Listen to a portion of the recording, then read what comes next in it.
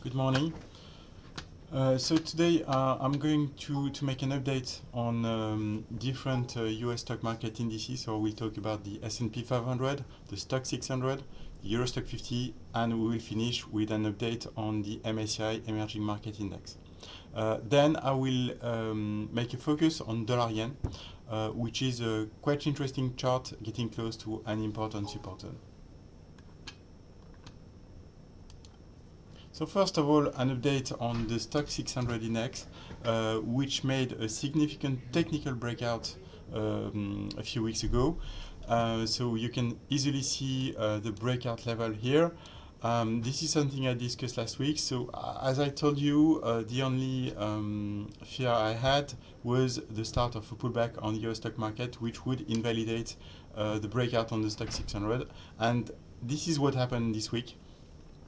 So a pullback below the support line, the support zone, you see it here, which invalidates for me the breakout we made earlier and suggests that the European stock markets index, so this one is a broad-based index, is likely to continue to keep trading sideways inside a pretty complex trading range. So instead of a breakout, we are likely to see further sideways trading, maybe a bit of weakness in the short term back to the 200-day moving average, maybe a bit lower. After that, I would expect renewed strength, so the mid-term outlook shouldn't be turning bearish, but in the short term, maybe more whipsaws. A focus also on the Euro Stock 50 index. So the Euro Stock 50 index, unlike the Stock 600, never made an upside breakout. You can see the key resistance here at 3,700. It was never broken. So right now we are breaking below the 3,600 area. Getting close to the 200-day moving average once again. I do not exclude, like what we saw in December, a short-term breakdown below this moving average. So same story than on Stock 600. What is likely is a continuation of the complex trading range, but I wouldn't expect a long-term trend reversal on the downside. Focus on also in the US on the Stock 600, on the S&P 500, sorry, point and figure chart. This is a chart I showed you already last week. A very wide bullish column. So these are the X columns.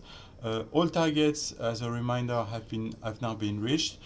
So higher chances of getting a pullback after an amazing advance. So the S&P 500 is likely to enter in the consolidation period. Focus on the daily chart of the S&P, a bearish gap this week, which is quite uncommon.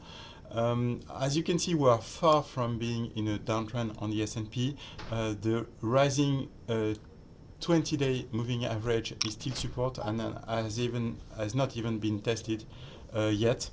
But anyway, I think that the risk is to make kind of V-shape reversal top, in which case I wouldn't exclude a pullback, which could be quite steep in the short term, back to 2,700 and maybe even a bit lower, which is the current level of the 50-day moving average. Last index I wanted to show you is the MSCI Emerging Market Index. As you can see it here, the trend is still very bullish on the MSCI emerging market, but I think it will be difficult to keep rising at such a fast speed. You can see the upside acceleration of the index since early January. I think it will be difficult to maintain this momentum. So like on the S&P, the risk would be to see a steep pullback within an uptrend with this ETF. So this is the MSCI Emerging Market ETF, EM US, moving back slightly below 48, maybe worst case 45, 44. Last focus is on dollar yen. I already discussed about the outlook of the US dollar in general last week, so I will not come back on the euro dollar, which is getting close to an important resistance zone around 125, 126. Anyway, if you look at the dollar yen, so you have the chart here, you can see that dollar yen is getting oversold according to RSI on a daily basis, and quite interesting, getting close to the lower part of a major trading range forming since last year. So the major support zone of this trading range is around 108, 107.50. I would expect the start of technical reaction from this support zone, or at least a limited downside from here. Thank you very much and have a nice day.